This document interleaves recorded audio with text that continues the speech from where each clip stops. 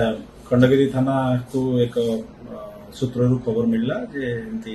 गोटे जगह खंडगिरी थाना अंचल सेक्स रैकेट चलती बोली गोटे घर भितर पुलिस तत्क्षणात जाइए सेठारे रेड मारिथिला रेड समय आम सेठारु किछि आपत्तिजनक जिनिस जबत करिछु एवं 4 जन युवती ताको भितरे नाबालिक मध्ये अछंती बोली आम संदेह करूछु सेटा वेरिफिकेशन चलीछि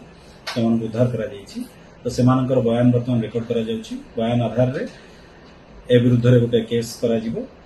ह्यूमन ट्राफिकिंग दफा लागिवो एवं पोक्सो जदि माइनर थिबे तले पोक्सो आईन रे मध्ये कार्यानुष्ठान निया सेटा आमे वर्तमान पचरापचरी करूछु बेसिकली जति कि हमको वर्तमान प्राथमिक आमे सूचना पाइछु